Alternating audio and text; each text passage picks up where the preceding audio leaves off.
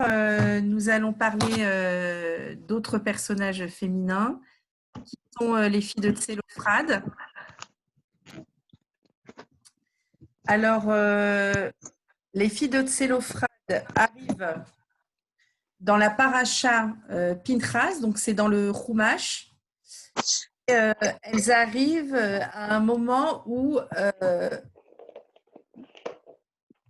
elles arrivent après un événement très important que je vais vous relater bientôt, mais au niveau du temps, elles arrivent 40 ans après la, comment dirais-je, la sortie du désert, donc on est 40 ans après. Et les filles de Tsélophrade, donc, sont des 5 sœurs qui vont exprimer une demande halachique. Il va faire coucou à tata Stéphanie. Comment? Voilà, c'est coucou. C'est bon? Il y a Clara qui te fait coucou.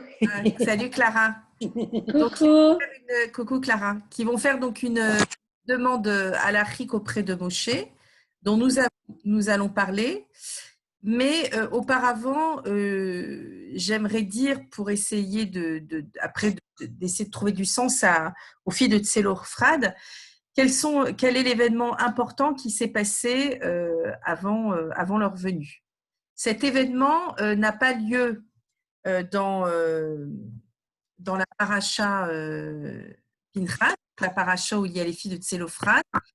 Elle a lieu, si vous voulez, donc à la paracha précédente, qui est la paracha Balak, où en fait les Béné Israël vont être confrontés à une idolâtrie assez dure, qui est l'idolâtrie de Baal Péor. Donc ils vont être contraints de faire cette idolâtrie dans le désert.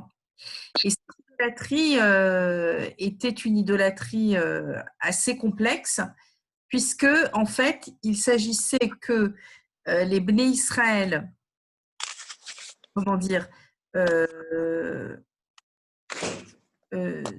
étaient dans le désert, et la Guémara nous dit, il voit un marché, une espèce de marché où on vend des objets, et là donc ils sont face à des vieilles personnes qui leur vendent des objets, mais au moment où ils achètent les objets, c'est comme ça que c'est décrit, les vieilles personnes leur demandent de regarder dans leur tente pour voir s'il n'y a pas d'autre chose à acheter, et quand ils rentrent, ils voient de superbes femmes qui leur demandent de se prosterner et de faire des choses même plus graves devant cette idolâtrie qui s'appelle Baal Péor. Et donc, à cause on va dire, de cette chute des Béné Israël, va venir un homme qui va embrocher un Ben Israël qui s'appelle Zimri, avec une femme de Midian avec qui il a fauté, qui s'appelle Cosbi, puisque donc ces hommes, surtout ce qu'ils ont fait, c'est d'aller avoir des relations interdites avec les femmes de Midian. Et lorsqu'il les a embrochés avec son épée et qu'il les a montrés devant tous les peuples, alors Dieu a arrêté son fléau, puisque Dieu, pour punir les Béné Israël de cette idolâtrie, va tuer par une épidémie énormément de Juifs, de Béné Israël. Donc, Pinchas va tuer ces deux personnes, ce Ben Israël et cette femme de Midian, mais sans que Dieu lui ait demandé quoi que ce soit. Et donc, la grande question, c'est, est-ce que Pinchas avait le droit finalement de prendre la place de Dieu? Est-ce qu'il avait le droit finalement de prendre une telle décision pour arrêter le fléau divin par ce geste qui est quand même assez violent et assez important.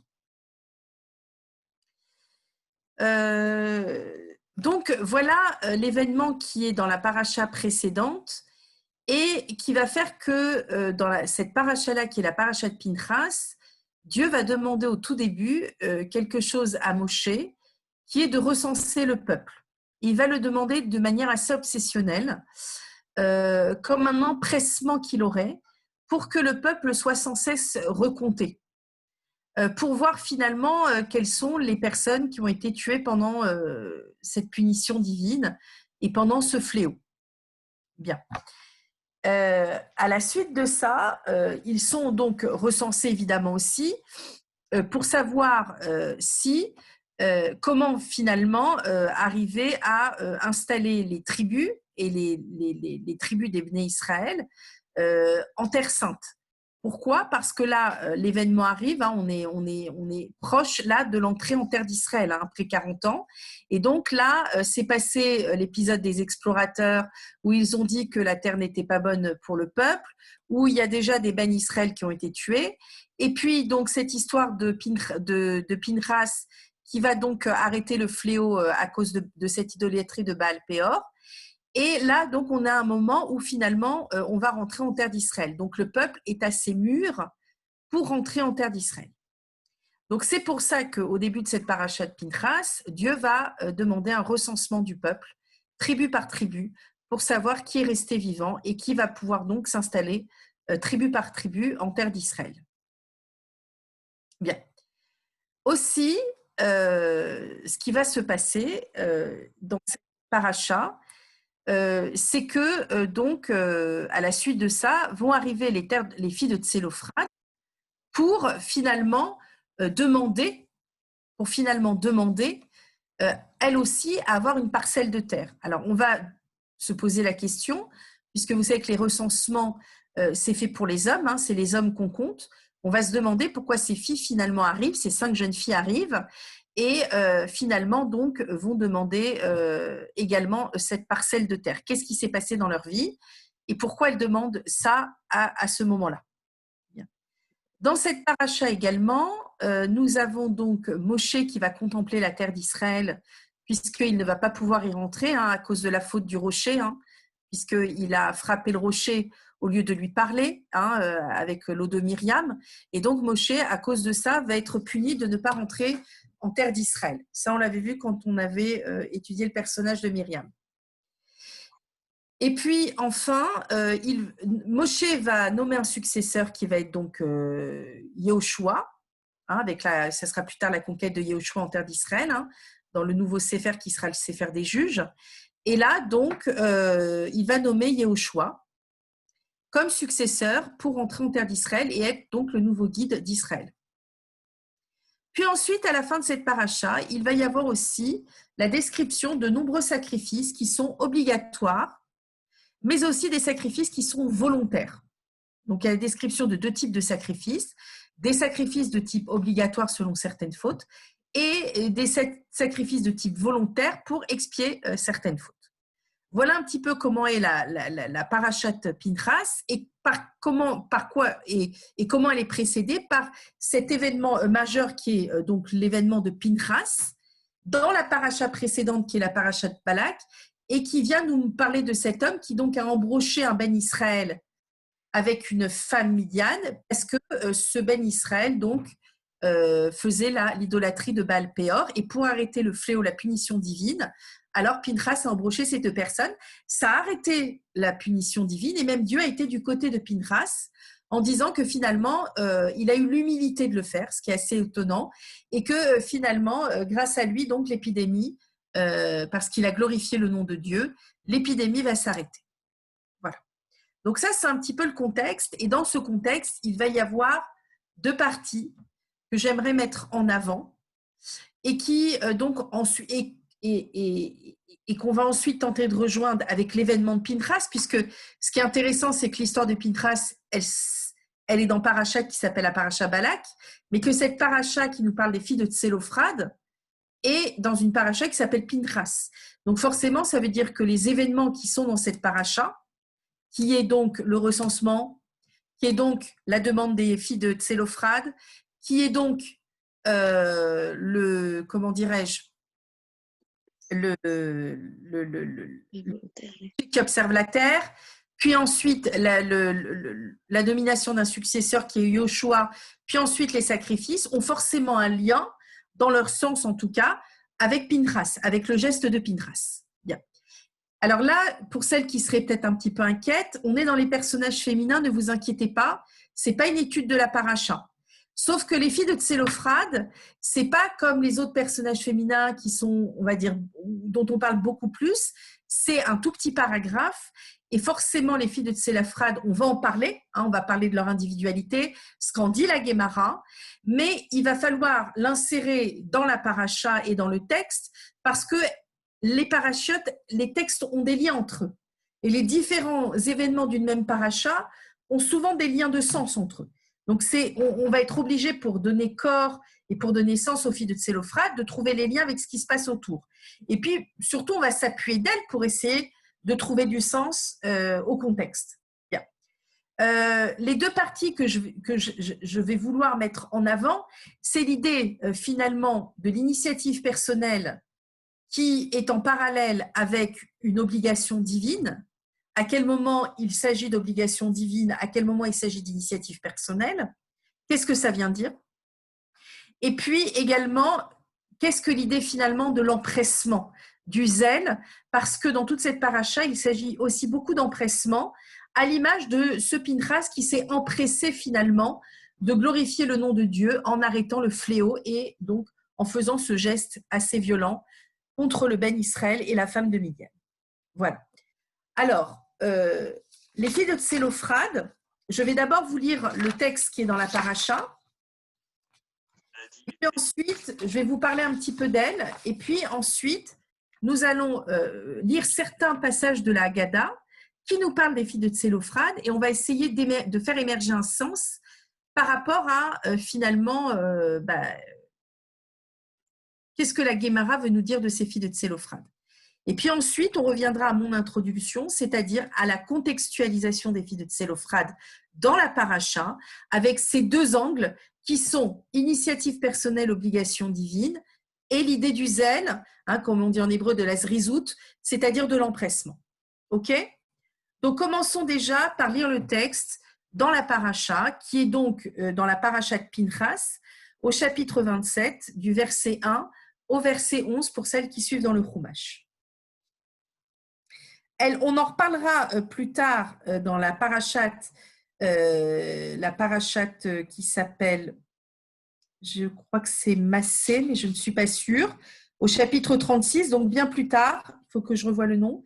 Et on va reparler des filles de Tsélophrade, mais cette fois-ci de manière plus générale, comme une halakha qu'on va mettre en avant par rapport à ce qu'elles ont demandé.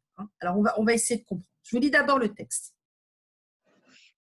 Alors s'approchèrent les filles de Tsélophrade, fils de Répher, donc Tsélophrade, c'est le fils de Répher, donc Tsélophrade, c'est leur papa, fils de Gilad, fils de Makir, fils de Ménaché, des familles de Ménaché, fils de Yosef. Alors là, c'est important qu'on nous dise que les filles de Tsélophrade viennent tout droit de Yosef. Pourquoi ? Parce que vous savez que, on va dire, la tribu principale de Yosef, puisqu'il a vécu en Égypte, et qu'il va ramener finalement la tribu Jacob et sa famille en terre d'Israël. La tribu de Yosef, on va dire la caractéristique propre de Yosef, c'est l'amour de la terre d'Israël. Il va pour que Israël retourne, Israël, c'est Jacob, retourne sur sa terre. Donc, à l'image finalement de leur ascendant qui est Yosef, les filles de Tsélophrade vont, nous dit Rachid, vont avoir le même amour pour la terre d'Israël. D'accord? Donc, je vous rappelle que là, on est juste avant l'entrée des Béné Israël en terre d'Israël. Alors, voyons voir pourquoi. Pourquoi elles ont cet amour de la terre. Et voici les noms de ces filles. Mahla, Noah, Hogla, Milka et Tirtsa. Donc, c'est 5 filles. Alors, qu'est-ce que veulent dire leurs noms? Mahla, nous dit Rachi, ça vient de… Alors, je coupe le texte, c'est pas grave la narration, parce que c'est un petit texte, donc c'est pas grave si je coupe la narration. C'est pour que vous ayez en tête déjà la dynamique de la narration. Rachi nous dit que Mahla, ça vient de Mahol, qui veut dire une danse. Noah, ça vient de Tnoua, qui veut dire bouger, le mouvement. Milka, ça ne viendrait pas de la reine cette fois-ci, mais de la halakha dans le sens de demander quelque chose ou de marcher, comme la halakha. Tirtsa, elle vient de Martse, de Merutsa, qui veut dire être satisfaite. Et Rougla, alors nous dit Rachi, ça vient de Mahal Begila, qui veut dire l'allégresse, elle est heureuse. Donc vous voyez que dans leur prénom, elles portent en elles la joie, la légèreté et le mouvement, la danse. Hein. Elles n'ont pas des noms plombants qui voudraient dire la maladie, la mort, la haine, non. C'est des jeunes filles en fleurs qui ont des noms comme ça avec beaucoup de vitalité, on va dire. Bien. Alors, je continue le texte. Donc, ces 5 jeunes filles-là se présentèrent devant Moshe, devant Eliezer, le prêtre, devant les philarques et toute la communauté. Les philarques, c'est les anciens de la grande, les anciens, ceux qui vont parler de la halacha, à l'entrée de la tente d'assignation, disant: notre père est mort dans le désert. Toutefois, il ne faisait pas partie de la faction liguée contre le Seigneur, de la faction de Korah. Alors, Korah, c'est une histoire bien précédente, hein, c'est la paracha de Korah, où vous savez, c'est ce fameux Korah, qui, avec Dathan et Aviram, vont se rébeller contre Moshe et vont dire: mais pourquoi c'est toi le guide? Finalement, nous aussi, on vient de la famille des Lévis comme toi, et nous, on aimerait bien aussi être le guide des Béné Israël. Et à cause de leur, on va dire, de leur rivalité hein, et de leur orgueil, Dieu va encore faire ça, puisqu'il le fait souvent dans le désert. Il va les engloutir hein, avec leur tente, et donc il va les faire mourir, et tous ceux qui avaient cru en eux. Bien. Alors, les filles disent: notre père est mort dans le désert, mais vous lui donnez pas de terre, mais vous savez, lui, il s'est pas rebellé contre vous. Hein. Il faisait pas partie de la faction de Korah. Hein. C'était pas un rebelle. C'est pour son péché qu'il est mort, et il n'avait point de fils. Alors, on va voir dans la Guémara de quel péché on parle, quel a été le péché donc de Tselophrad. Et elles nous disent: il n'avait pas de fils, parce que vous savez que normalement, dans le recensement et le partage de la terre par tribu, c'est le masculin. C'est par le masculin que ça passe. Donc normalement, si vous voulez, s'il avait eu un fils, alors là, il n'y aurait pas eu de problème. On aurait pu lui donner une parcelle de terre. Mais là, il a 5 filles. Donc finalement, pourquoi elles vont vers Moshe? Parce qu'on ne leur donne pas de parcelle de terre au moment donc, du recensement.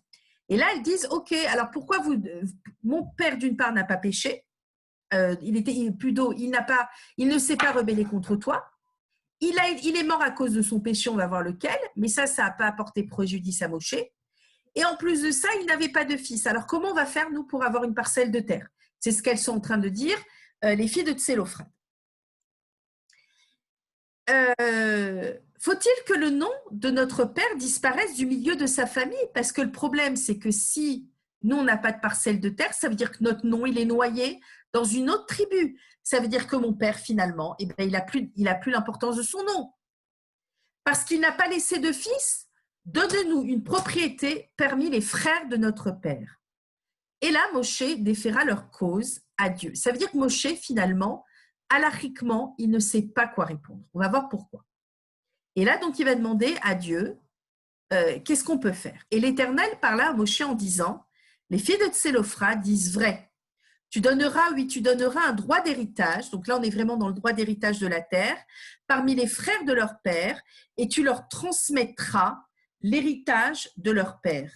Et tu parleras aux enfants d'Israël en disant: si un homme meurt et il n'a pas de fils, vous ferez passer son héritage à sa fille. D'accord? S'il n'a pas de fille, vous donnerez son héritage à ses frères. S'il n'a pas de frère, vous donnerez son héritage aux frères de son père. Et si son père n'a pas laissé de frère, vous donnerez son héritage à son plus proche parent dans sa famille, lequel en deviendra possesseur. Ce sera pour les enfants d'Israël une règle de droit, ainsi que l'Éternel l'a prescrit à Moshe.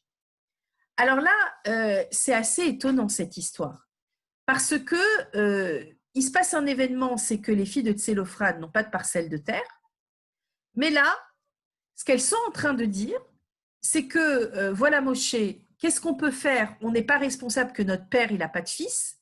Et là, Moshe, apparemment, il a un souci de réponse. Il va demander à Dieu, et là, Dieu dit qu'elles ont raison. Et Dieu va donner donc une loi. Comme si, finalement, cette loi n'existait pas au préalable. D'accord?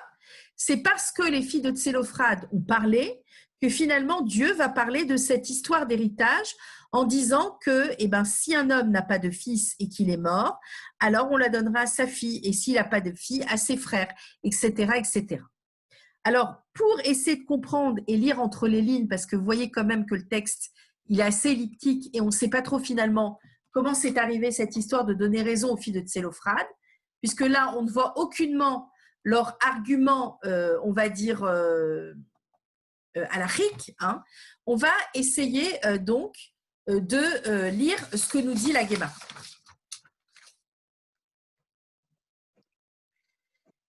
C'est dans Baba Batra 119a. Voilà ce que nous dit Rav Chidka. Rav Chidka a dit « Shimon de Shirmona était mon compagnon et un des disciples de Rabbi Akiva. Il disait « Moshe, notre maître, savait que les filles de Tsélophrade avaient droit à un héritage. Mais il ignorait si elles avaient droit à la part du premier-né. C'est Moshe qui aurait dû prendre l'initiative d'écrire le chapitre qui traite des droits de succession. Mais le mérite des filles de Tsélophrade fit que ce passage fut écrit à leur instigation. » Donc là, la Guémara, elle n'y va pas, comment on dit, elle y va fort. C'est-à-dire qu'elle dit, finalement, les filles de Tsélophrade, elles avaient le droit à cet héritage. Et Moshe, il aurait déjà dû penser à ça et écrire avant leur demande cette histoire que les filles ont le droit à une part d'héritage. Et là, la Guémara, elle dit, ouais, mais Moshe, il n'a pas eu cette initiative. Alors, c'est grâce aux filles de Tsélophrade, c'est grâce à leur mérite que cette loi va être écrite, que quand un homme meurt et qu'il n'a pas de fils, alors l'héritage vient à la fille. Donc là, vraiment, la Guémara, elle accuse Moshe quelque part. De même, Moshe, notre maître, savait que quiconque ramassait du bois le jour du Shabbat devait être puni de mort, car il est dit « Qui le violera sera puni de mort ». Mais il ne savait pas quelle mort devait lui être affligée. Donc là, on est en train de nous dire que dans quelque chose comme le droit à l'héritage, Moshe n'a pas su répondre. Mais Moshe aussi n'a pas su répondre à une autre histoire, qui est le fait que lorsqu'un homme ramasse du bois Shabbat, il est passible de mort, il est puni de mort. Mais il ne savait pas quelle mort lui infliger. Vous savez qu'il y a plusieurs types de morts. Il y a la lapidation, il y a par le feu, etc., l'immolation, etc. Donc, il ne savait pas quel type de mort il fallait lui infliger. Et Moshe qui aurait dû prendre l'initiative d'écrire le chapitre qui concerne le ramassage du bois pendant le Shabbat. Mais comme quelqu'un se trouvait coupable, le passage fut écrit à l'occasion de sa faute. Ceci pour nous enseigner que les bienfaits arrivent par l'intermédiaire des gens de mérite et les châtiments par les coupables. Ce qui est très intéressant dans cette Guémara, c'est que l'histoire du ramasseur de bois le Shabbat, c'est la faute de Tsélophrade. C'est comme ça qu'il a péché. Vous vous souvenez, le texte, il nous a dit qu'il n'est pas mort parce qu'il a participé à la révolte de Korah, mais parce qu'il a péché. Et en fait, de quoi a-t-il péché? Parce qu'il a ramassé du bois Shabbat et qu'on n'avait pas le droit. Alors, il a été puni de mort. Mais ce qui est intéressant, c'est qu'on voit ici qu'on ne nous nomme pas Tsélophrade, mais qu'on nous le met dans le même chapitre que ses filles. Et que donc finalement, Moshe, par rapport à cette punition divine, n'a pas su comment punir Tsélophrade. Et également, par rapport à la demande des filles de Tsélophrade sur le droit d'héritage, il n'a pas su y répondre. Bien. Donc là, ça vient nous interroger sur quelque chose de très intéressant. On peut le dire déjà tout de suite quand on lit cette Guémara. C'est sur l'idée de la loi orale. Ça veut dire, vous savez, et je vais vous lire ce Pirkei Avot que vous connaissez toutes très bien puisque c'est le premier Pirkei Avot de la Mishnah, qui est Moshe reçut la Torah au Sinaï, il a transmis à Yehoshua, Yehoshua aux anciens, les anciens aux prophètes, et les prophètes la transmirent aux hommes de la grande assemblée. Ceux-ci disaient trois choses: soyez circonspects dans le jugement, formez de nombreux disciples et faites une haie autour de la Torah. Donc là, ce qui est intéressant, c'est qu'on sait que c'est Moshe qui a reçu la Torah. Il a reçu la loi écrite, il a reçu la loi orale. Et ça, il l'a transmis. D'accord? Mais à un moment donné, on s'aperçoit, c'est ce que nous dit ici le Baba Batra, c'est que même s'il a reçu la loi orale, il y a des moments où finalement, il n'a pas su répondre sur cette loi avec la loi orale sur des mérites ou sur des châtiments. Et là, il s'en est remis à Dieu. Et donc, parce qu'il s'en est remis à Dieu alors qu'il avait reçu la loi orale et qu'il n'a pas su répondre, alors le mérite en est venu aux filles de Tsélophrade et à Tsélophrade qui lui est mort à cause du fait qu'il ait ramassé le bois. Mais ce que je trouve très intéressant aussi dans cette Guémara, c'est que celui qui parle de ça finalement, c'est un disciple, c'est quelqu'un qui rapporte les propos au nom d'un disciple de Rabbi Akiva. D'accord? Et c'est très intéressant cette histoire parce que je ne vous l'ai pas mis ici, c'est dans Menachot 29b, où on nous raconte qu'à un moment donné, dans cette Agada qui est magnifique, on nous dit que Moshe, quand il est monté au Har Sinaï, il a vu Akadosh Baruch Hu dessiner les petites couronnes qui étaient sur les lettres de la Torah. Vous savez, la Torah, elle est écrite et puis il y a plein de petits zionim au-dessus, des petites couronnes.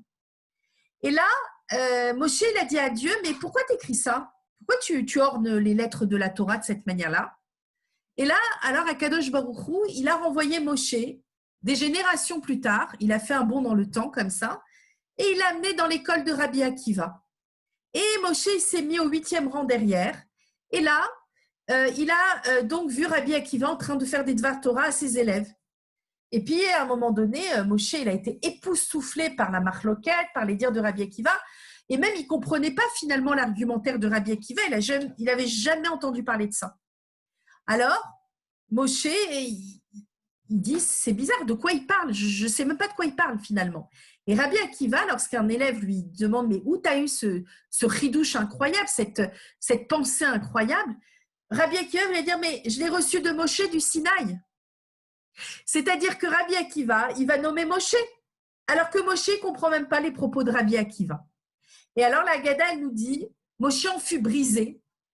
Et là, il dit à Akadosh Baruch Hu, mais comment ça se fait que tu m'as donné à moi ce rôle-là, alors qu'il y a un homme comme Rabbi Akiva? Et Dieu va lui dire, ne t'occupe pas des dessins d'Akadosh Baruch Hu. Et après, Moshe va voir que, alors ça c'est un passage plus terrible, que la chair de Rabbi Akiva va être vendue, parce que vous savez qu'il a été extrêmement malmené. Pourquoi tu fais ça, Rabbi Akiva? Et Baruch Hu va lui dire, ne te mêle pas encore une fois des dessins de Dieu. Et pourquoi Dieu décide comme ça.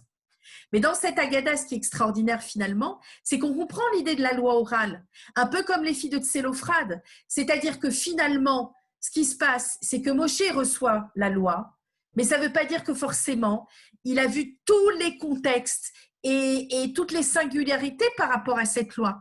Vous savez que ce qui rend vivant la loi, c'est qu'une loi, elle se pense et elle se décide en fonction du contexte et de l'individualité de la personne. Ce n'est pas quelque chose de figé qu'on va soumettre et qu'on va faire subir à l'homme.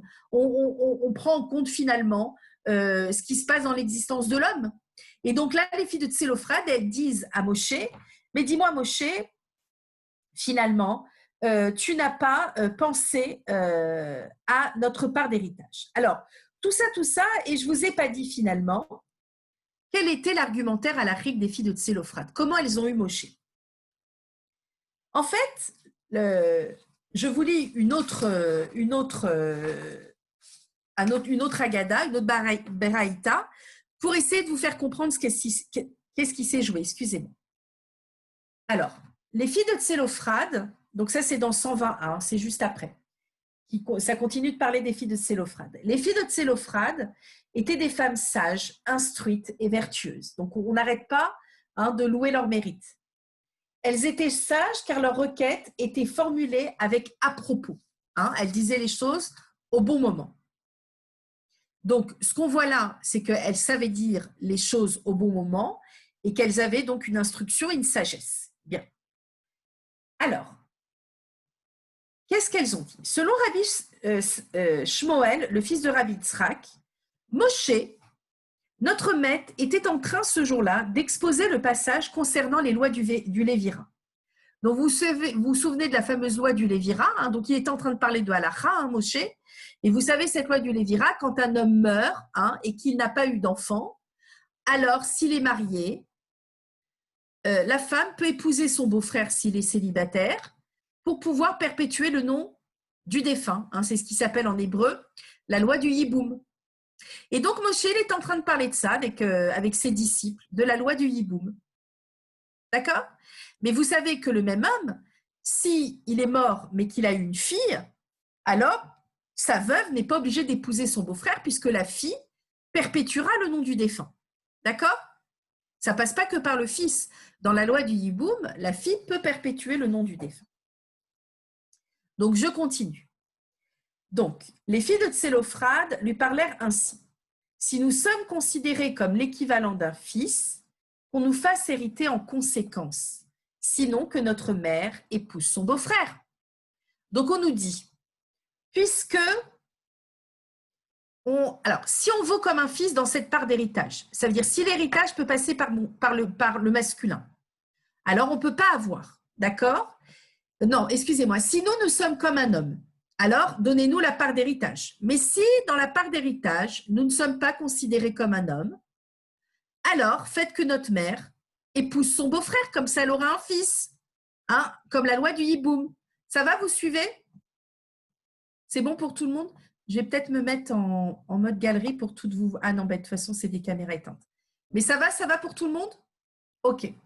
Alors, à ce moment-là, la Guémara nous dit, Moshe déféra leur cause à l'Éternel. Ok? C'est-à-dire que Moshe, là, il a été bloqué. Pourquoi il a été bloqué, Moshe? On va comprendre. Elles étaient instruites puisqu'elles dirent, si notre père avait eu un fils, nous n'aurions pas parlé. Il existe cependant une baraïta selon laquelle elles dirent, s'il avait eu une seule fille. Bon, alors on va laisser là. Elles étaient vertueuses, elles ne se mésallièrent pas. Alors, on loue leur vertu parce qu'elles étaient ensemble. D'ailleurs, Tsélophrade, dans le mot Tsélophrade, il y a le mot Tsalaf qui veut dire s'accrocher comme une plante, parce qu'elles étaient accrochées à la terre d'Israël, elles voulaient une part d'héritage en terre d'Israël. Il y a le mot Khat comme Yachat, ça veut dire qu'elles étaient ensemble.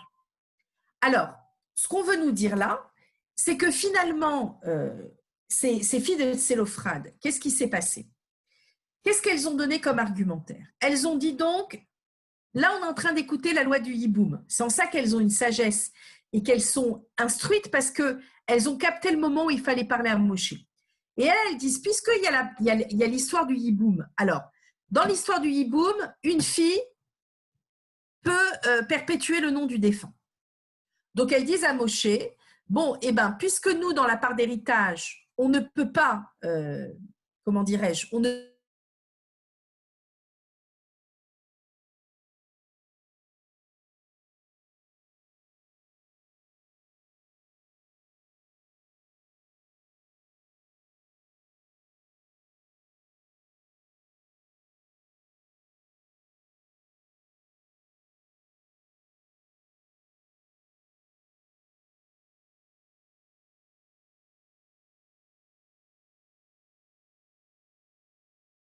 être perpétué par la fille, mais pas le droit d'héritage. Et c'est à ce moment-là que Moshe est coincé et que donc il va parler à Dieu. Et comme nous dit le texte, Dieu va dire, à ce moment-là, les filles de Tsélophrade ont raison.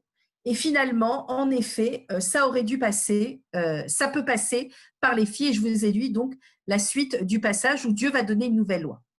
Donc, dans cette idée de la loi orale, ce qui est très intéressant, et c'est cette même idée que Moshe qui va écouter Rabbi Akiva, la loi orale, elle ne part pas finalement de rien. Elle ne part pas finalement de quelque chose qui est de l'ordre du néant.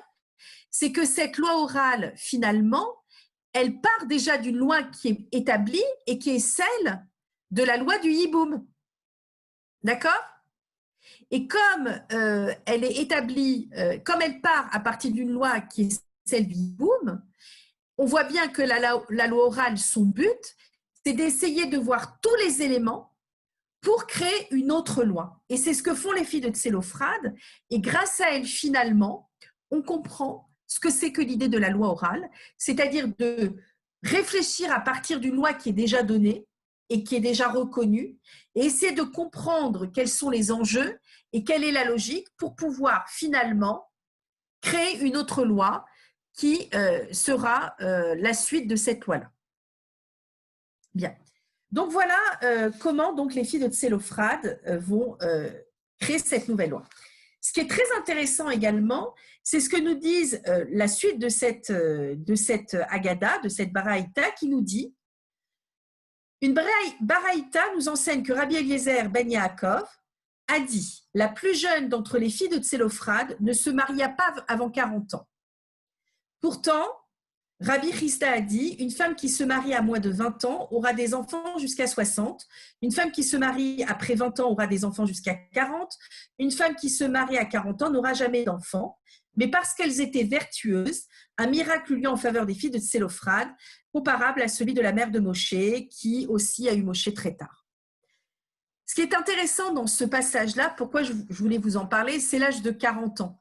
Parce que vous savez que Rabbi Akiva, on dit qu'il a commencé à rentrer vraiment dans le secret de la Torah, dans ce qu'on appelle le Zohar, le Sod, à l'âge de 40 ans. Comme si la profondeur de la Torah avait besoin d'une maturité de l'homme. Pour nous dire que finalement, dans cette jeune femme qui se marie à 40 ans et qui a quand même le miracle de l'enfantement, cette femme-là, à l'image de Rabbi Akiva, a la maturité, a le potentiel d'une fécondité qui serait finalement la fécondité de l'enfant, mais qui serait aussi la fécondité de créer de nouvelles lois. C'est pour nous dire que ces jeunes femmes, finalement, elles avaient vraiment une maturité pour créer des lois, pour rendre féconds des lois qui n'existaient pas auparavant. Donc, on voit bien finalement la gestuelle des filles de Tsélophrade, qui est un peu à l'image, qui est finalement de prendre du potentiel de la terre et de le ramener vers Dieu. Hein, c'est un peu à l'image du puits de Myriam. Hein, vous vous souvenez, on avait dit le puits, ça va de bas vers le haut. Les filles de Tsélophrade font la même chose, c'est-à-dire elles ramènent finalement du terrestre vers Dieu pour en faire une loi. Et après, Dieu redescend à l'image de Moshe, hein, qui descend les lois, les louchot, pour finalement cautionner ce qui se passe sur Terre. C'est-à-dire que, ce que je veux dire par là, c'est que finalement, la loi orale, c'est ça. C'est penser le monde, ce qui est de l'ordre du terrestre, le penser, pour ensuite le faire émerger vers Dieu, pour que ça crée finalement quelque chose qui va perdurer de l'ordre d'une éternité et qui permettra de traverser les temps et d'aider les générations d'après à repenser le monde et à le réoptimiser d'une autre façon. C'est ce que nous apprennent finalement les filles de Tsélophrade. Au moment donc, où les Bnei Israël, il y a aussi le nombre 40, hein, sont 40 ans après la sortie du désert et sont là à l'entrée de la terre d'Israël. Et donc, c'est un peuple donc, qui arrive aussi à pleine maturité, 40 ans, pour pouvoir finalement quoi? Se responsabiliser et rentrer en terre d'Israël sans compter sur Dieu, puisque vous savez que le Dieu du miracle n'existera plus de cette manière apparente, en tout cas du miracle apparent, en terre d'Israël.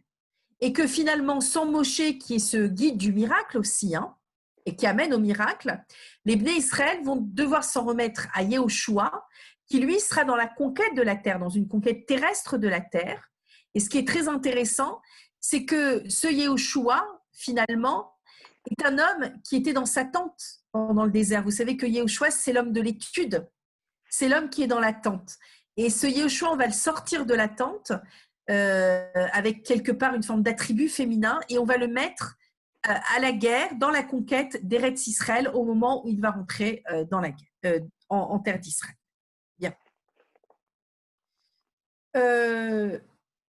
Cette loi va être reconcrétisée donc, dans la paracha Massé au chapitre 36, où on va reparler donc, de manière plus générale. On va redire la loi des filles de Tsélophrade, donc je vous le redis. Les chefs de famille dirent « L'Éternel a ordonné à mon Seigneur d'attribuer le pays en héritage par la voie du sort aux enfants d'Israël. Et à mon Seigneur, il a été enjoint par l'Éternel d'attribuer l'héritage de Tsélophrade, notre père, à ses filles. Or, qu'elles deviennent les épouses des fils de l'une quelconque des tribus d'Israël, leur héritage sera retranché de l'héritage de nos pères, s'ajoutera à l'héritage de la tribu où elles auront passé. Et de notre lot patrimonial, il sera retranché. Et quand, etc., etc. » Donc là, on nous reparle hein, et on nous redit bien donc l'héritage peut venir aux filles de Tsélophrad. Mais que par contre, si ces filles épousent des fils, alors leur part d'héritage ira dans la tribu qu'elles auront épousée. Hein. Il y aura un mouvement comme ça, hein, qui viendra de cette part d'héritage féminine, qui reviendra au masculin au moment des épousailles, hein, au moment du mariage, qui reviendront donc de droit à la tribu du mari qu'elles auront épousé. En tout cas, ces filles de Tsélophrad, hein, qui sont en plein mouvement, avec une alliance très forte, hein, qui montre aussi qu'elles arrivent à faire convaincre, par leur alliance, faire convaincre Moshe et l'Assemblée. On voit bien finalement la possibilité de mouvement dans ces filles et la possibilité donc de convaincre pour qu'il y ait une nouvelle loi qui vienne.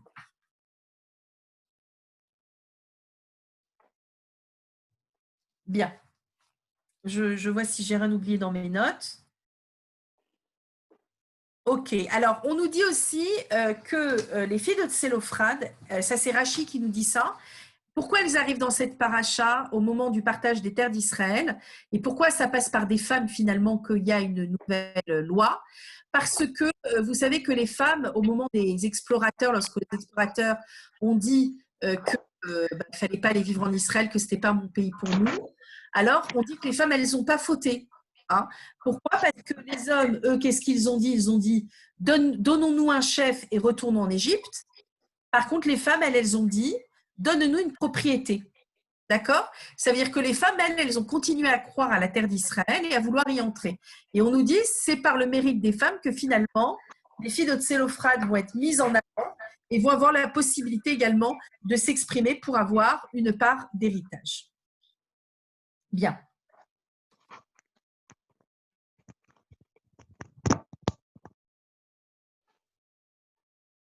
Alors, nous allons maintenant tenter d'arriver à la deuxième partie, maintenant qu'on connaît bien les filles de Tsélophrad, qui est donc par deux biais, qui est celui donc de l'initiative personnelle et de l'obligation divine, et l'idée du zèle, de l'empressement, d'essayer de rejoindre un peu les filles de Tsélophrad avec le reste de la paracha et avec la paracha qui précède où l'on parle de Pinchas. Bien. Ce qui est intéressant dans l'histoire de Pinchas, finalement, hein, qui va donc agir pour arrêter le fléau divin, c'est l'idée de l'initiative personnelle. Et c'est aussi l'idée de l'empressement. Il fait ça avec zrizout, avec empressement, avec zèle, et également il va donc prendre une initiative personnelle au nom de Dieu, qui va être acceptée par Dieu, et qui nous fait comprendre finalement que Dieu ne décide pas de tout, et que nous avons la possibilité finalement d'agir personnellement à partir du moment où c'est en adéquation avec l'idée de Dieu et avec finalement la volonté de Dieu. C'est ce que nous apprend finalement Pinchas, puisque, comme je vous l'ai dit, son geste est complètement, comment dirais-je, accepté par Dieu.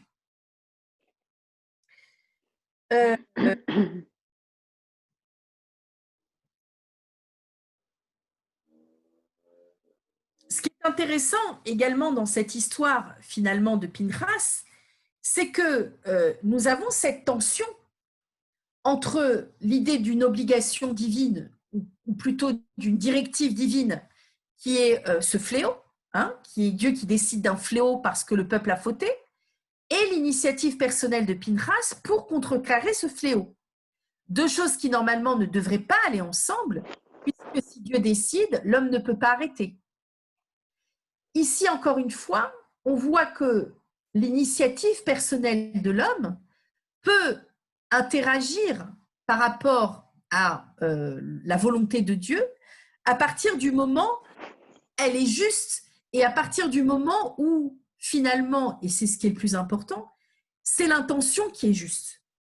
C'est-à-dire que ce n'est pas seulement que l'acte de Pinchas est juste, puisqu'il va montrer que cette personne a vraiment fauté, mais c'est surtout que son intention est que par ce geste, qui est un crime finalement, il y a la possibilité de dire à Dieu, maintenant stop. Maintenant, il faut qu'on montre aux hommes, par ce geste barbare, qu'il faut que le peuple se repentisse complètement et qu'on passe à autre chose. C'est-à-dire que finalement, l'initiative personnelle de Pinchas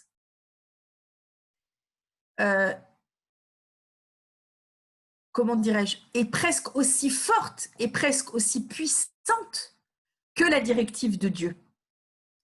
Parce que les intentions sont les mêmes. Les intentions étant finalement, alors je vais peut-être un petit peu vous choquer, les intentions étant peut-être l'idée d'une purification.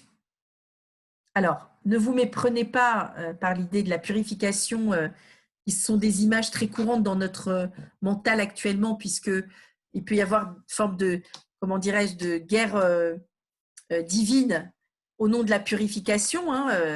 Pinchas, là, il ne fait pas un attentat, hein, c'est pas un attentat. C'est-à-dire, le but n'est pas de tuer des hommes pour purifier le monde. Le but est, et c'est ce que nous dit la Torah quand elle parle de purification, elle parle comme un fer qui aurait des scories et qu'il faudrait enlever les scories. C'est-à-dire que, comment dirais-je, l'important n'étant pas les scories, c'est-à-dire le but n'étant pas de faire du mal aux scories en les exterminant, ce qui est une idée un peu difficile à comprendre, hein, mais plutôt l'idée étant de retrouver le fer avec sa pureté.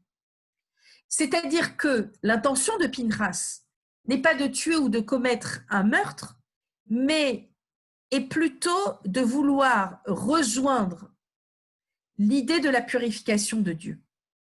Et c'est quoi l'idée de la purification de Dieu? C'est l'idée de la vie. Parce que Baal Péor, je vous en ai parlé plusieurs fois de ce Baal Péor, qui est l'idolâtrie la plus grave qui s'est passée pour les béné Israël, c'est l'idée de l'impureté, c'est-à-dire l'idée de la mort. Vous savez très bien que dans ce Baal Péor, les béné Israël donc allaient avec des femmes, mais ces femmes leur demandaient de déféquer devant les statues, c'est-à-dire de revenir à leur instinct les plus primaires, c'est-à-dire vraiment de perdre toute vitalité. Et ce qui est intéressant dans ce Baal Péor, je vous en ai parlé plusieurs fois, c'est que la Guémara vraiment le cite comme un exemple d'idolâtrie. Et pour cela, elle le fait à un moment où elle va comparer l'idolâtrie et le service divin, en disant que quand on fait cette idolâtrie comme Baal Péor, on est nitzmad de son Dieu, c'est-à-dire on est collé de son Dieu. Et Rashi va nous dire, je crois que plusieurs d'entre vous l'ont déjà entendu, comme un pot de miel avec son couvercle qui est scellé par de la cire, c'est-à-dire c'est impossible finalement de les éloigner l'un de l'autre. Et ils vont dire non, plutôt le service divin, c'est aussi une forme de collage, mais un collage qui s'appelle la dvekut. Et il y a la tzmidout et la dvekut. Et la dvekut, c'est, nous dit Rashi, comme deux dates qui se collent et se décollent. C'est-à-dire que dans l'idée de la Vodazara, c'est une idée de fusion la plus extrême avec son Dieu. Et c'est ce qui se passe vraiment au moment de Baal Péor. C'est-à-dire que finalement, l'humain n'existe plus au profit de la statue de Baal Péor. L'humanité de l'homme n'existe plus au profit de cette statue, alors que dans Avodat Hashem, c'est-à-dire le service divin, évidemment, il n'est nullement question d'enlever l'humanité de l'homme, mais au contraire de la mettre en relation avec ce Dieu qui est comme une date qui se colle et se décolle à moi, c'est-à-dire qui me permet d'être une individualité à part entière, mais également de faire projet commun avec lui. Donc, vous voyez ici que Pinchas, par son empressement et par son initiative personnelle, a surtout une envie de rejoindre Dieu. De rejoindre Dieu dans son idée de la purification. D'accord? Et c'est ce qui va se passer dans Parashat Pinchas, et c'est pour ça que la paracha d'après s'appelle Parashat Pinchas, parce que finalement, tous les événements qui vont avoir lieu là parlent d'empressement et parlent aussi de l'idée de l'initiative personnelle ou de la directive divine. Donc cette paracha, comme je vous l'ai dit, elle commence par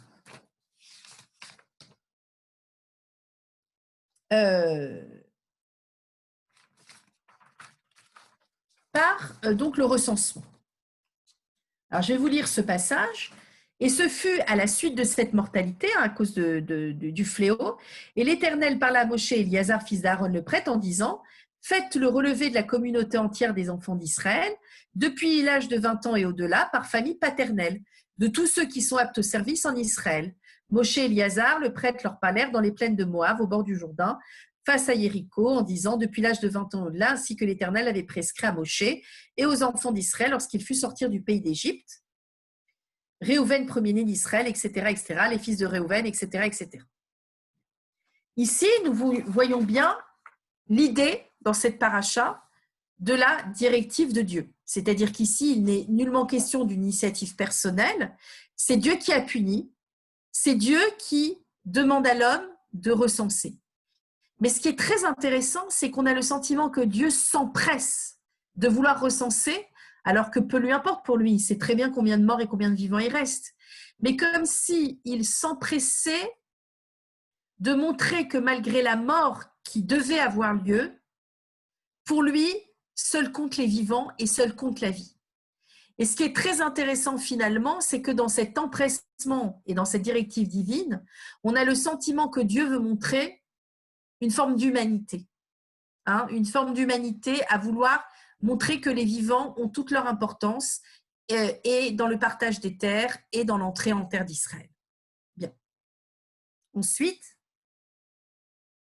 donc, il va y avoir juste après ça les filles de Tsélophrad. Donc, nous passons d'une directive divine à une initiative personnelle à la suite donc, de ce demande de recensement qui est donc les filles de Tsélophrad qui vont avoir l'initiative donc d'aller vers Moshe pour demander donc une part de l'héritage. Ensuite, plus loin, après les filles de Tsélophrad, dans cette paracha, nous avons donc Moshe et Israël. Et là, nous avons une directive divine, puisque, je vous lis le texte, l'Éternel dit à Moshe, monte sur ces hauteurs des Arachim et contemple le pays que j'ai donné aux enfants d'Israël. Des Avarim, pardon. Tu le contempleras et tu seras recueilli par ton peuple, comme ton frère Aaron a été recueilli. Parce que vous avez contrevenu à ma parole dans le désert de Chine, lors de la querelle soulevée par la communauté, au lieu de faire éclater devant eux ma sainteté par les eaux, ce sont les eaux de contestation à Kodesh, au désert de Sin. Donc là, vous voyez que finalement, Akadosh Baruch Hu donne une directive à Moshe qui est « tu ne pourras pas rentrer à cause de la faute de l'eau, tu ne pourras pas rentrer en terre d'Israël ». Mais tout à la suite de ça, directive divine, nous avons l'initiative personnelle de Moshe. Moshe parla à Hachem en disant que l'Éternel, le Dieu des esprits de toute chair, institue un chef sur cette communauté. Donc là, on est dans l'initiative personnelle, qui sort devant eux et passe devant eux, qui les fasse sortir et qui les fasse entrer, afin que la communauté de l'Éternel ne soit pas comme un troupeau sans pasteur. Et l'Éternel dit à Moshe, prends pour toi Yehoshua, fils de Nun, homme animé d'esprit, et impose ta main sur lui. Tu le mettras en présence d'Éliazar le prêtre et de toute la communauté, et tu lui donneras des ordres devant eux. Et ensuite, on parle des sacrifices, comme je vous ai dit, obligatoires. Par exemple, ordonne aux enfants d'Israël et dis-leur, mon offrande, l'aliment de mes sacrifices consumés, qui me sont en agréable odeur, vous aurez soin de me les présenter à leur temps. Et on nous parle par la suite, mais je n'ai pas mis le texte, des sacrifices volontaires. Donc on a ici des sacrifices qui sont des directives divines et des sacrifices qui sont donc des initiatives personnelles. Bien. Très bien.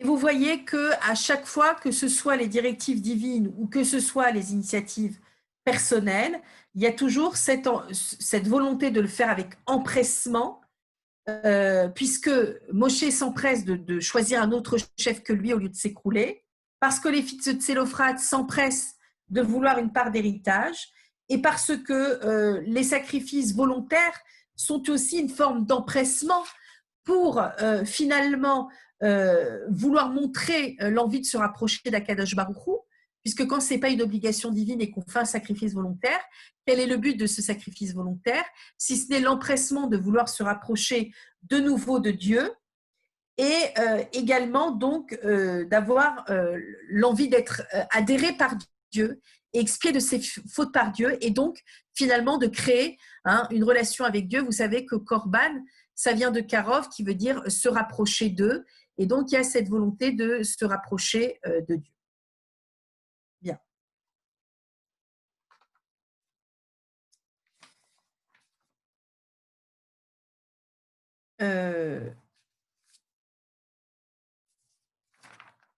Bien, bien, bien.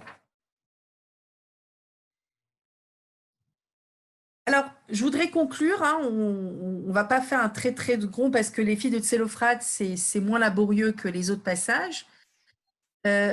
J'aimerais tenter de conclure par rapport finalement à cette histoire des filles de Tsélophrate, de cette initiative personnelle qui fait face finalement à une directive divine et qui en plus vient nous montrer ce que c'est que la loi orale finalement, c'est-à-dire la loi orale comme envie d'une initiative personnelle par rapport à ce que Dieu a déjà élaboré pour nous au préalable, et cette idée finalement d'empressement dans l'initiative personnelle, mais aussi cet empressement de Dieu à vouloir réparer les choses, à vouloir aussi dénoncer les choses, par exemple pour Moshe qui aurait été mal faites.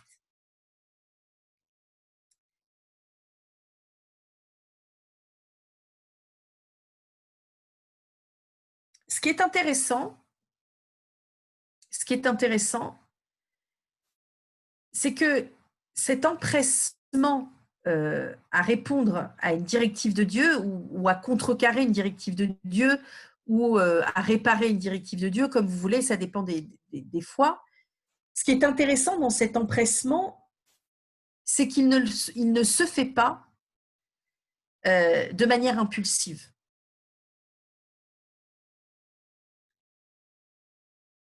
Il ne se fait pas de manière impulsive. Les filles de Tsélophrate, quand elles vont parler à Moshe, on nous dit qu'elles se sont d'abord adressées au chef, puis ensuite à 10 personnes, puis 50 personnes, puis 1000 personnes, avant de poser leurs questions à Moshe et Eliezer.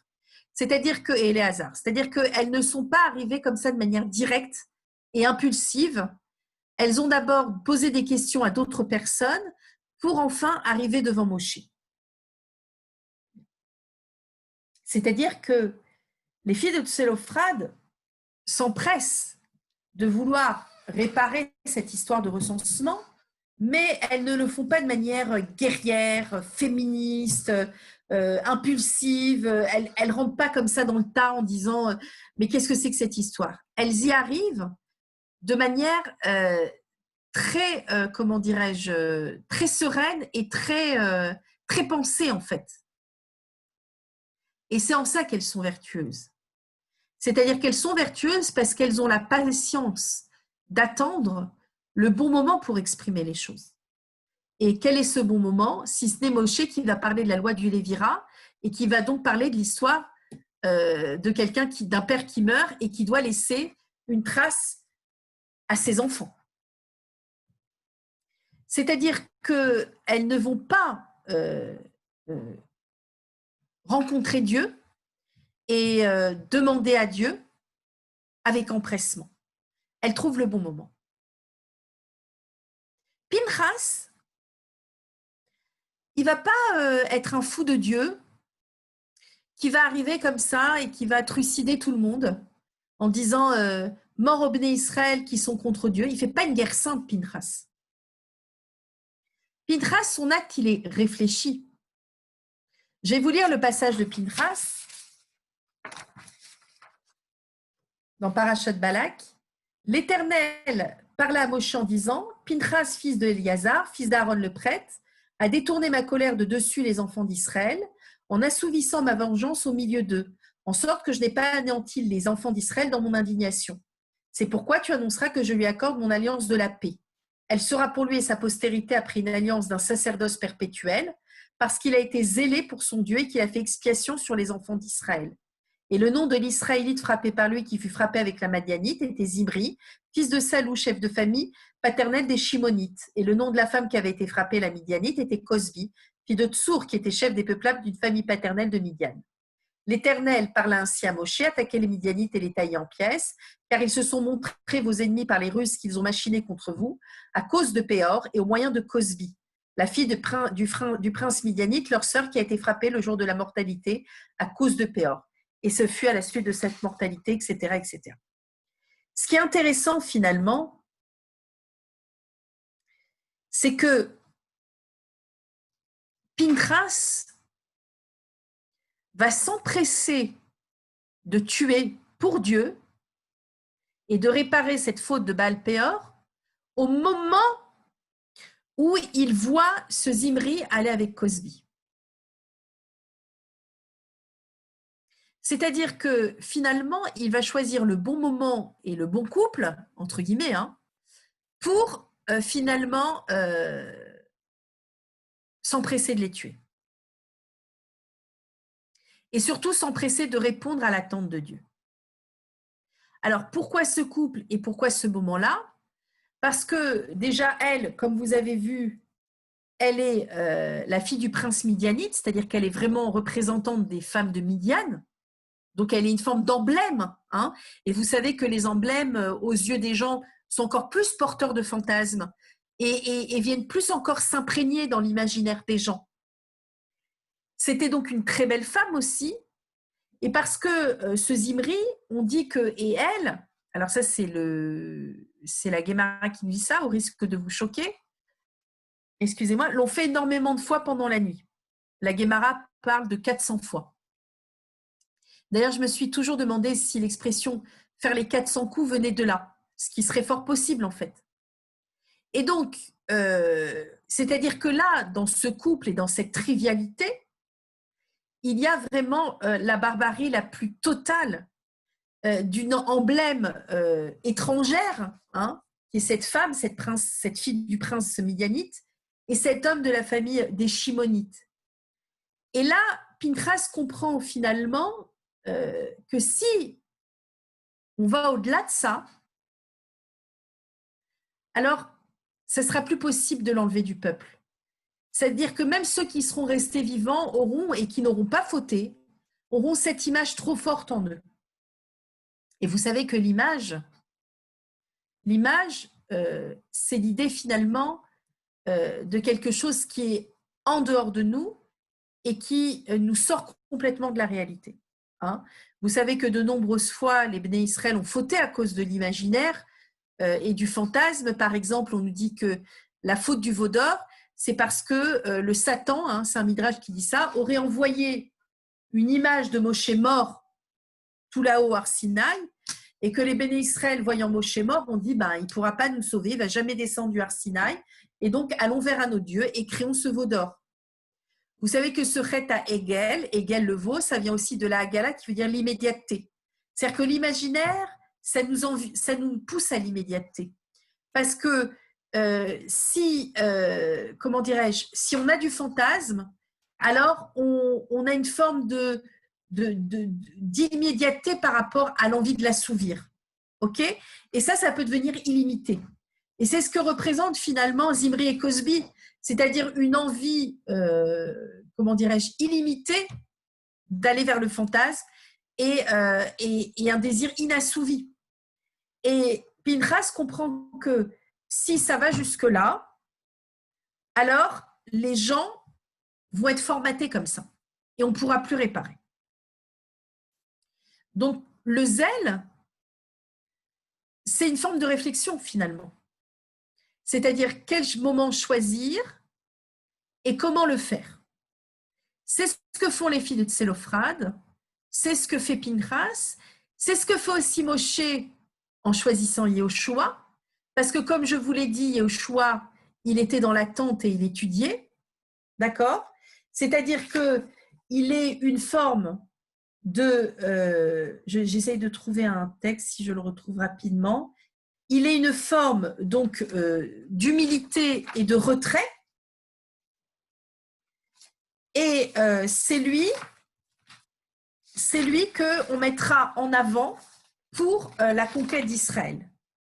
C'est-à-dire que ce Yehoshua-là est aussi, comment dirais-je, porteur, j'arrive pas à trouver le passage que je voulais, ah oui, c'est là, et aussi porteur d'une, comment dirais-je, d'une forme de dignité du peuple. Parce que lui, il est resté dans l'attente, il est resté dans l'intériorité, il est resté finalement dans une forme de profondeur.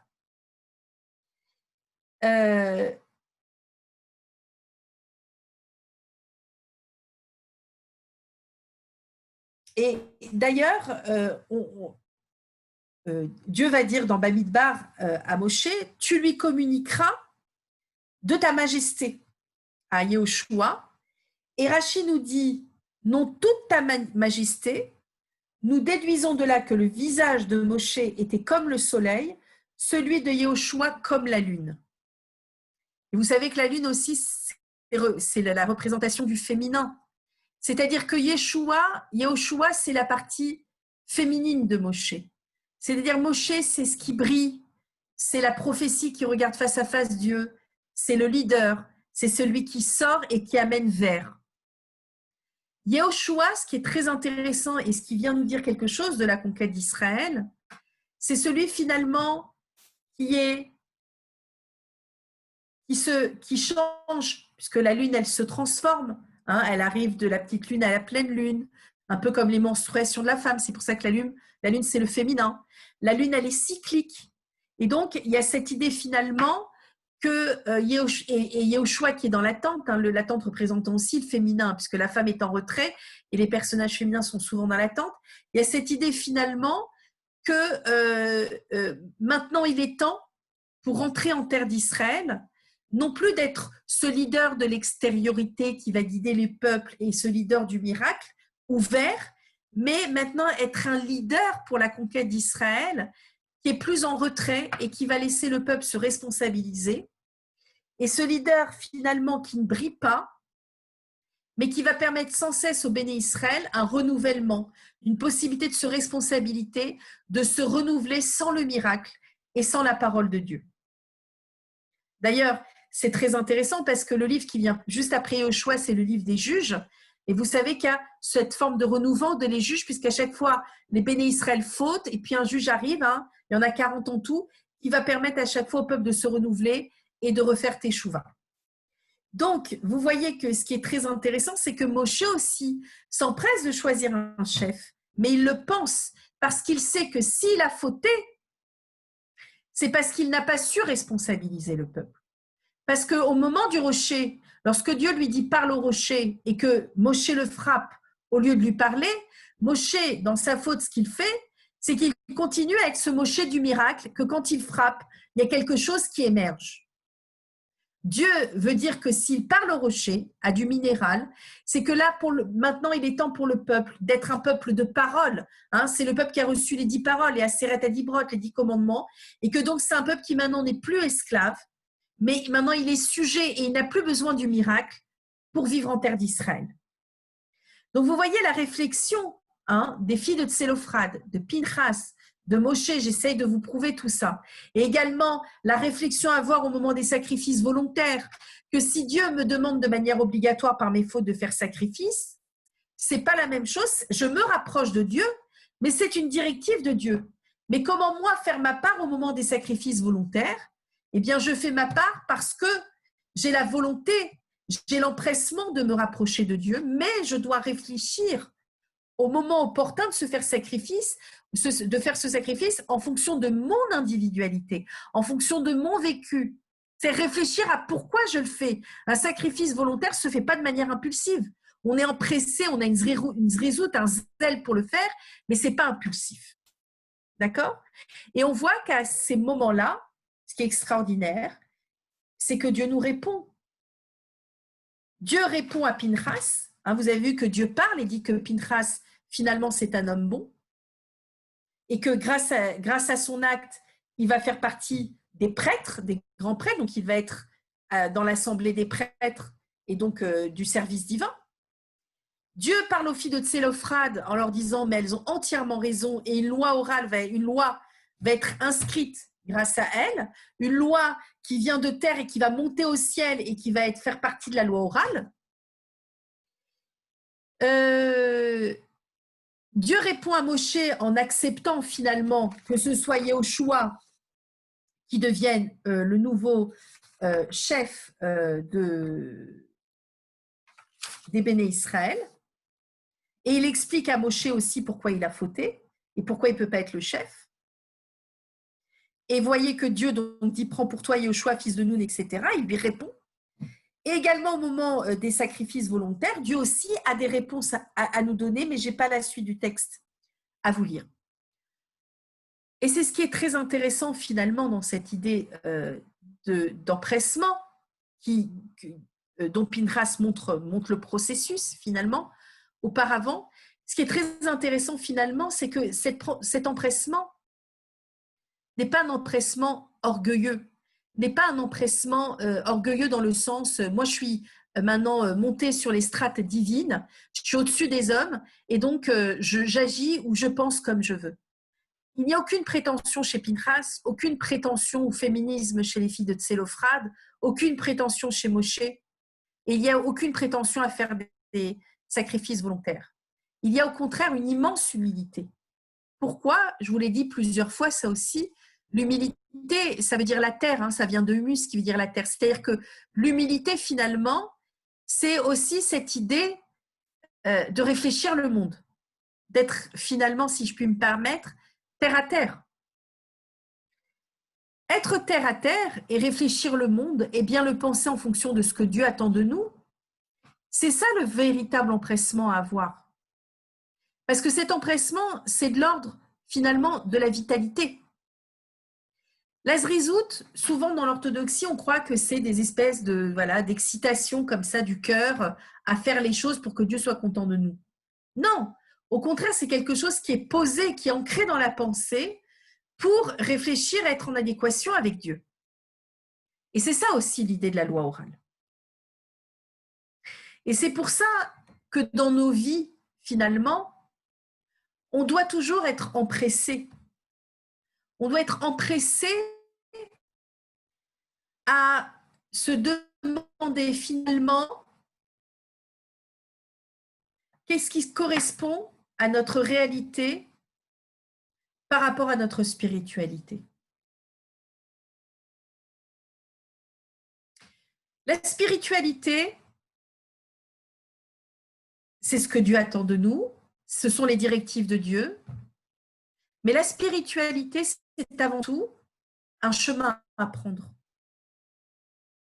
Tous les personnages féminins savent ce que c'est que la spiritualité parce qu'elles savent ramener le masculin dans le bon chemin, dans la lignée d'Abraham, dans la fécondité, dans la parole de Dieu, par différents moyens, par les subterfuges, par des provocations vers Dieu. Mais elles savent prendre le chemin, discret ou pas, avec des mots ou des gestes, avec des mensonges ou des vérités, pour retrouver le chemin de Dieu. Retrouver le chemin de Dieu, c'est ça notre spiritualité. C'est-à-dire finalement retrouver notre droiture, retrouver finalement notre énergie, retrouver finalement notre potentiel de vie. Ce qui est en adéquation avec notre chemin de vie. La réalité, c'est les moyens d'y parvenir. C'est les moyens de penser notre spiritualité. Et ces moyens-là, ce sont des moyens purement terrestres. Ce ne sont pas des discours grandiloquents, avec des mots incompréhensibles, qui vont nous permettre de penser notre spiritualité. Notre spiritualité, elle part de la terre, elle part de notre humilité, elle part de nos mitzvot, elle part de nos rituels, de nos confrontations à nos rituels, elle part aussi de notre manière de penser notre vie, de vouloir la concrétiser, de vouloir faire en sorte qu'elle nous ressemble. Ça, c'est notre réalité. Ça, c'est notre empressement quotidien. Il ne faut pas faire les choses à l'envers. La vie, plutôt, ce que je veux dire, c'est que la Torah, c'est la vie. Elle nous parle de la vie. Mais la vie, ce n'est pas la Torah. On ne peut pas vouloir coller à la vie une spiritualité, une manière de comprendre la spiritualité. La vie, c'est quelque chose qui est fait de plein de subtilités, de plein d'incompréhensions, de plein d'incohérences, de plein de difficultés, de plein de joies aussi. Mais c'est cette vie-là qu'il faut sans cesse penser pour finalement arriver à notre spiritualité. Et la Torah, c'est la vie parce qu'elle est ce plan et ce moyen d'essayer de comprendre finalement ce qui se joue dans notre réalité.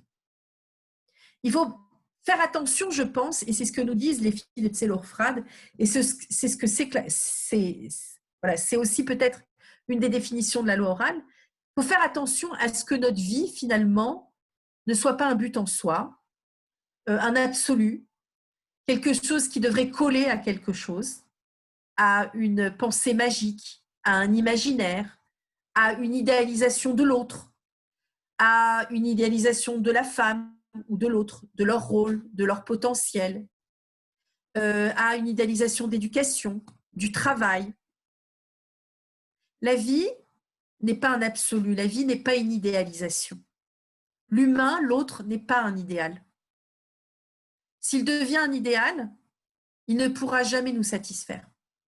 Et la Torah ne pourra ainsi jamais nous satisfaire.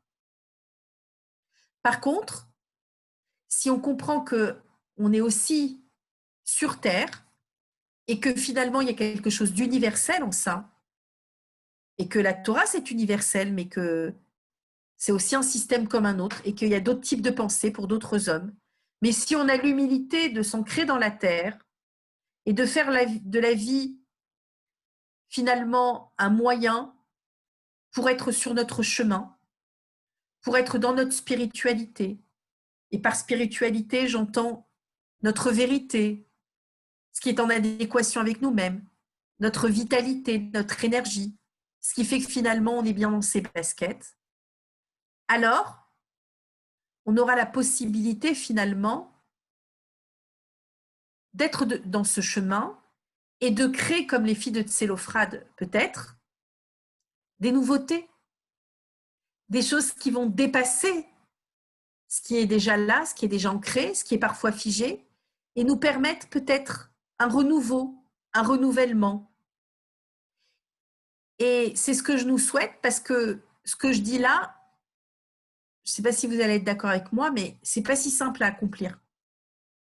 Parce qu'on voudrait tous passer par la facilité que la vie, c'est un absolu, et que finalement, être dans l'idéalisation, eh ben, c'est ça qu'il faut. Parce que c'est plus facile, c'est très immature comme système, très immature, très enfantin, et on sait très bien qu'on est dans une société très enfantine, puisqu'on est dans une société de l'imaginaire, de l'image et de l'illimité. Donc, c'est pour ça qu'on vit tous un peu des catastrophes. Parce que c'est tellement plus facile, finalement, de penser que notre vie, elle doit être dans l'idéalisation et que nous, avec nous-mêmes, on doit vivre notre idéal. Ça voudrait dire que sans cesse, dans nos rencontres, ça voudrait dire que sans cesse dans notre vie, tout doit être idéal et que si ce n'est pas idéal, alors c'était que ce n'était pas bon pour nous. Ce qui souvent, dans la plupart des cas, nous met en grande dépression de vivre la vie comme ça. Puisque sans cesse, on croit être dans un idéal et on retombe. Et souvent, quand on retombe de ça, on est souvent très déprimé ou en dépression.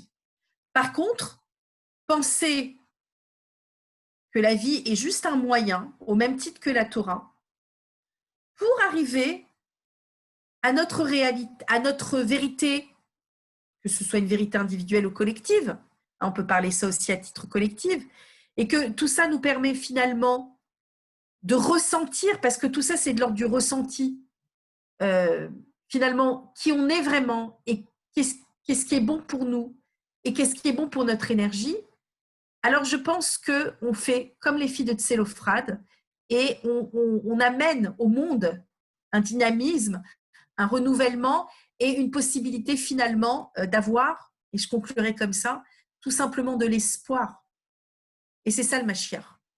De l'espoir parce que c'est cette possibilité que toujours des portes peuvent s'ouvrir, que toujours il y a la possibilité, puisque la quête étant d'arriver à notre spiritualité, il y a toujours cette possibilité de s'élever, de reconstruire, pour finalement être tout simplement bien avec nous-mêmes et heureux.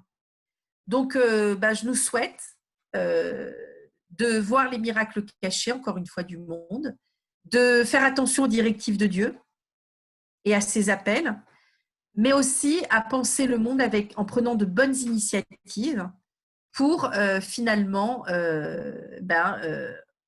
être en relation le plus près possible avec Dieu et avec nous-mêmes et avec les autres. Voilà.